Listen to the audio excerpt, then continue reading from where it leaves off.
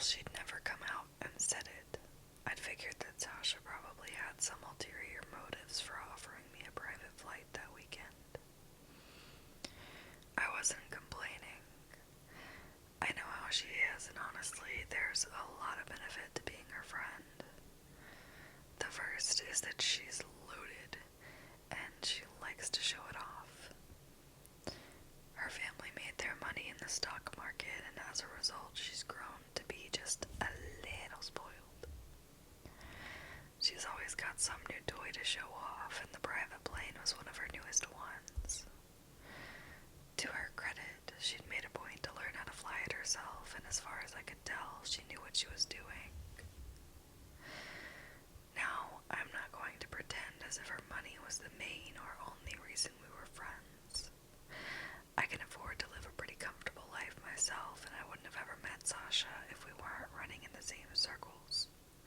But money isn't the end-all be-all. I've got plenty of friends who aren't as well off as Sasha is, and I give them all the same amount of love. Literally, in most cases. How do I phrase this gently? I fuck for a living. A lot of people only like porn stars for the fantasy we sell, and regard the people behind that fantasy with disgust, as if we're somehow less than human just because they jack off to us. But on the plus side, I make decent money, travel a lot, meet a lot of people, and have some fun while I do it. I won't pretend the business is all sunshine and rainbows. The industry is just as shady and greedy as a lot of people say it is. At the end of the day, everything you see on camera is a fantasy. The reality behind the scenes will always be something else entirely. There's some shitty people here. I've had friends who've been chewed up and spit out by it in the worst ways. But there are also people like me who simply like what we do. I don't apologize for that. I admittedly wouldn't recommend it to most people, but some people thrive in here, and I'm lucky enough to be one of them. I'm aware that some of my friends only hang out with me for the sake of saying they've hung out with a porn star. But I'd say I'm good at sorting out the ones just looking for attention from the ones who are genuinely interested in me. Over the past 3 years, I'd come to see Sasha as one of the latter. She wasn't looking for attention or clout. Like me, she just wanted to drink some good booze, eat at some nice restaurants, and have a damn good time. And if sometimes a night out ended with us in bed together, well, I wasn't against it. Our relationship was never romantic. We both dated other men and women on and off. But when those relationships ended, we'd end up back in each other's beds. Truth be told, I almost preferred her over most of the people I've dated. Sasha got me. We could talk for hours on end, jumping between different topics with the same enthusiasm. And when it came to the bedroom, she was something else. She kissed better than anyone else I've ever met, and the sight of her lying back on my bed, offering herself to me, was probably one of the most erotic things I've ever seen in my life. She did this little lip bite when she was really turned on. It was adorable. She'd watch me closely as I climbed on top of her, waiting with bated breath for me to touch her. And when I did, she barely seemed to be able to contain just how much she wanted it. It was cute, and it made me feel content, I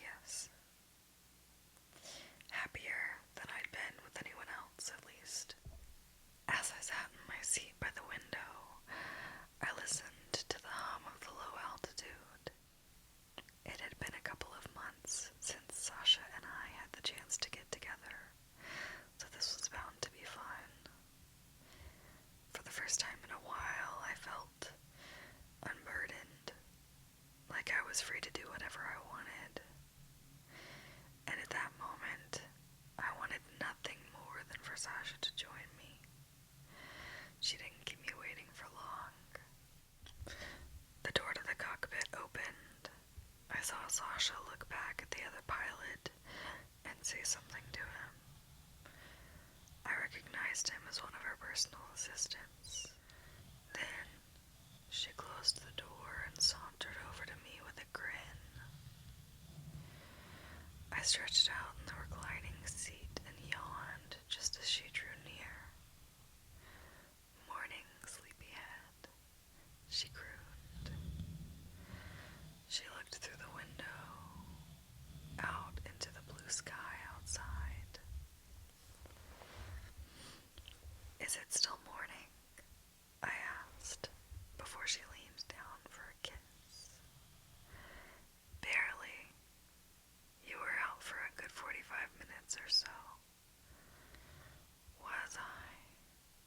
Shit, I didn't think I'd actually dozed off. I'm sorry. It's fine. Don't you worry. We've still got lots of time for you to make it up to me. "I'm open to any ideas," I said. She stole another kiss before getting up and beckoning me with a finger to follow her to the back of the plane. She'd cut her hair recently into a short bob cut that framed her face perfectly, and she had an excited wiggle to her stump. Her skirt hugged her thighs in a way that made it hard not to stare. Near the back of the plane was a small cabin with a single queen-size bed inside.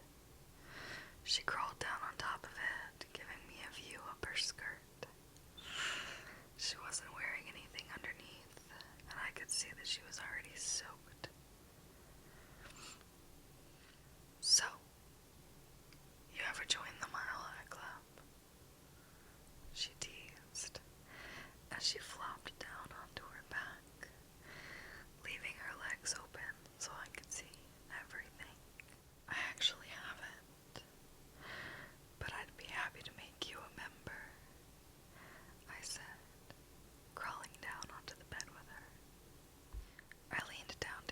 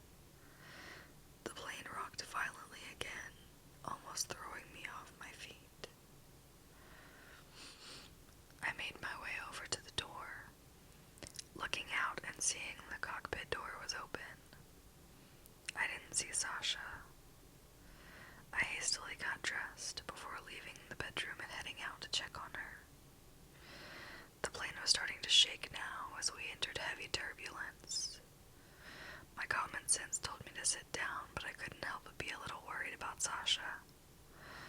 I gripped the seats for support as I made my way towards the cockpit, and when I was near the halfway point, I saw something bright shoot past the window. I paused. It had all gone by in an instant, but I'd swore that I'd seen bright lights just outside.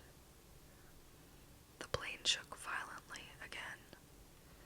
This time, it was hard enough to knock me off my feet and send me crashing to the ground with a yelp of pain.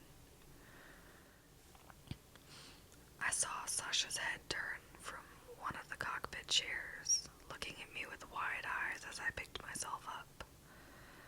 "What the hell's going on?" I asked. "Did we hit a storm or something?" "I don't know," she replied. Her voice was shaking. "Carly, I don't know what's happening." Her tone made me pause. I'd known Sasha for a few years now, and I'd never before heard that tone in her voice. It was fear.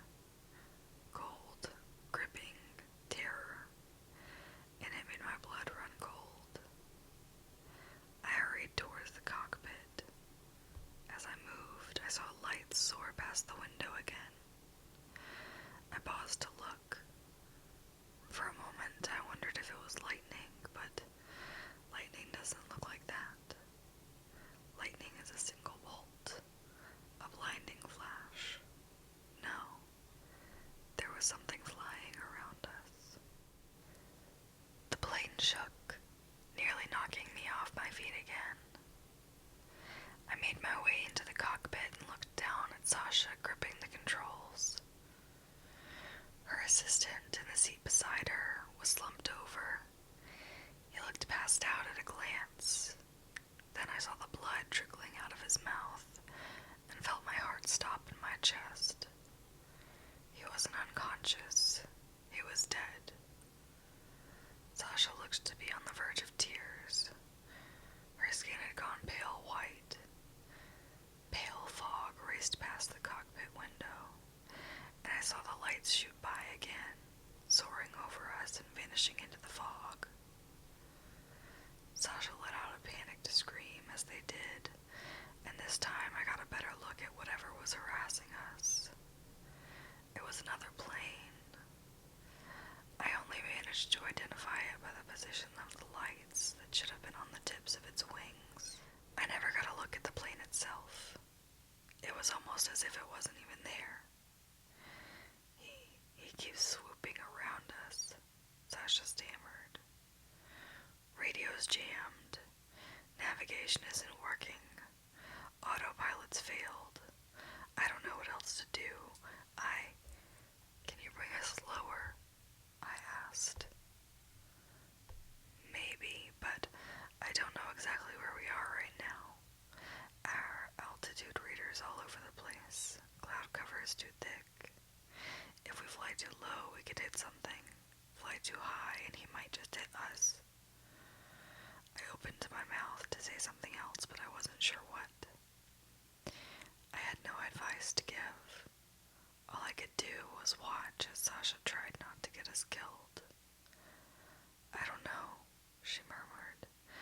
I don't know.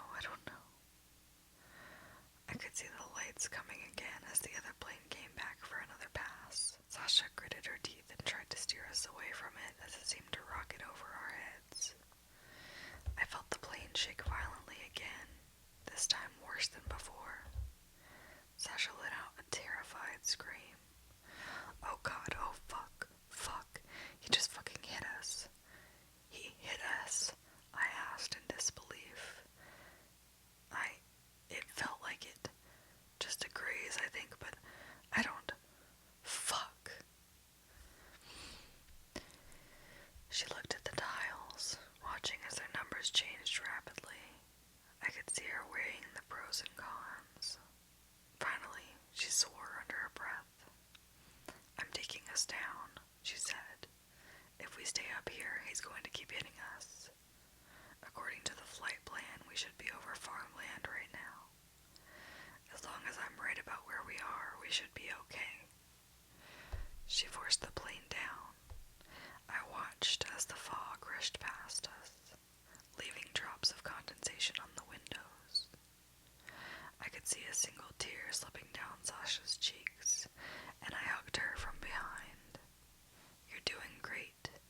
whispered to her. "You're doing great, honey." It was the only thing I could offer. Her eyes shifted over to the dead man in the seat beside her. I moved to block her view of him. "Don't think about that, alright, honey? Think about me. Listen to the sound of my voice. You can do this, alright? We're going to get out from under the clouds and we're going to make an emergency landing. We're going to be okay. Can you say it with me? We're going to be okay," she murmured. "Oh God, Carly, I'm sorry. I'm sorry. I didn't want to." "Shh. It's okay. Don't apologize. You've got this. I'm here. You've got this." I gently kissed the back of her head and I could feel her starting to relax a little. Her breathing was still heavy and anxious. "You've got this. We're gonna be okay," I assured her. "I'm right here, no matter what."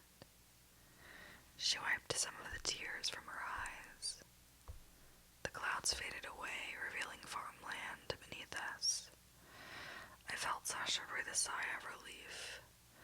"We're okay," she repeated. Then the plane shook again, as something hit us. I screamed and grabbed Sasha instinctively as our view began to spin. For a few moments, my body felt as if it weighed nothing at all, and I swear that for a few seconds I was floating. I saw the lights of the other plane shoot past us before blinking out entirely in an odd flash of light. When they were gone, I saw nothing else in the sky. No. He just took out our fucking engine. We lost a goddamn wing. Fuck. She tried to hold the plane steady, but I could feel it listing to the side. "I can't. Carly, I'm losing it. Oh God, we were going down." No, not like this. Please, no." Sasha sobbed, desperately clinging to the controls. But it was all in vain. The plane was dipping down further. We were going to crash. "I'm sorry. I'm sorry." I wrapped my arms around her, squeezing her close. "It's okay, Carly. It's okay. I love you." I wish I could say that just slipped out, but no, it didn't. I meant what I said to her. In that moment, I truly thought I was going to die, and I thought to myself that if I was going to die, then I wanted those to be my last words. Sasha looked over at me, eyes wide. I knew she understood why I'd said what I said, and those words that were meant to comfort her instead filled her with terror. She fought back the tears in her eyes, and I wanted to pull her close and hug her one last time. But I didn't. I couldn't. Her grip remained firm on the controls. She looked back out through the window of the cockpit before swearing under her breath and deploying the landing gear. "You need to get back, near the wings. Get between the seats. Keep your head between your legs." "What? What about you?" I asked. "I'm going to try and get us down as gracefully as I can." I should have gone, but I stayed. I couldn't leave her to do this alone. Sasha tried to ease the plane lower, fighting a losing battle to make it stay level all the while. The ground rushed up beneath us. "Need to keep the speed up. If we slow down, we'll start to plummet," I heard her say. No. Above us, I could see the lights of the other plane. "He's back," I said weakly. Sasha looked up and swore under her breath. "God, please no." I expected the other plane to dive on us again, but it seemed to just float on by, a pair of distant lights above us. And the longer I looked,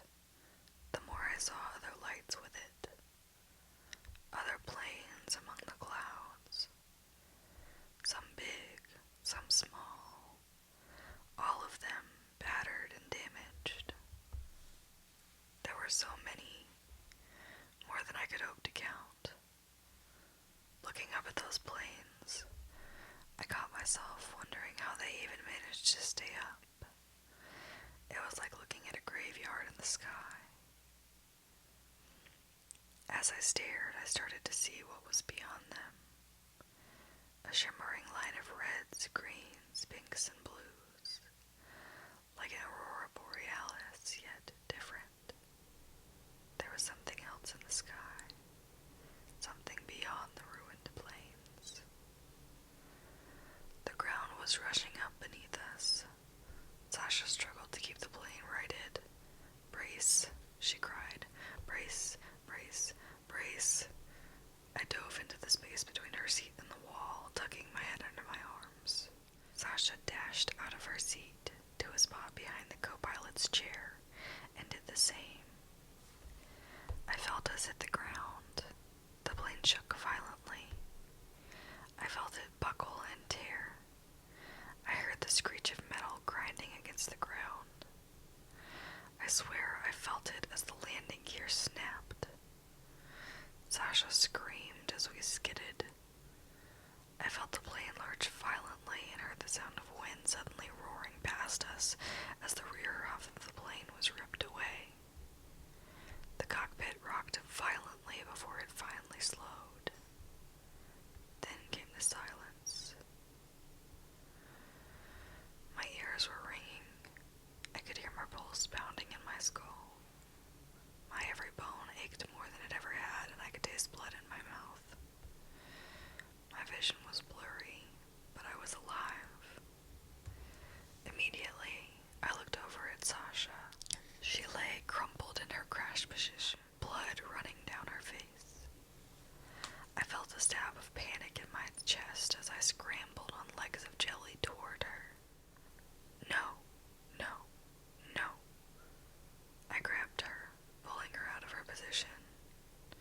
I could barely carry her, but I had to. I heard her let out a weak groan of pain that filled me with relief as I slung one arm over my shoulder and pulled her out of the cockpit. We stumbled through the broken ruins of the plane until we came out of the midsection where it had split in two. I kept dragging her, half conscious, through the mud and debris beneath her feet. I dragged her as far as I could until my legs finally gave out and I collapsed beside her. My eyes shifted over to Sasha's, and I saw her looking at me, barely conscious, but alive. I rolled onto my back, looking up at the cloudy sky one last time. I half expected to see the dead planes above us and the aurora beyond them, but they were gone. We were alone. Blackness filled my vision as I slipped into unconsciousness. All things considered, I'd say we were both incredibly lucky. When the police came to investigate the crash, they found Sasha and I a few feet away from the wreckage, both unconscious. We spent a few months in the hospital afterward, recovering from the broken bones, concussions, and overall trauma of surviving a plane crash, but we both survived. We both healed, and we had each other. The time we've spent together after the accident has brought us closer together. I didn't leave her side for a few months after we got out of the hospital. We're taking things slow, but I'm happy to be with her. I'm happy that I still get to be alive with her, so I suppose that's something. I know that she feels the same. Sasha's plane went down over Kansas. The wreckage was strewn across the better part of 3 miles, but thankfully nobody except the other pilot was killed. According to local air traffic, there were no other planes in the area that day. Our flight path should have been clear, and there were no signs of other planes among the wreckage.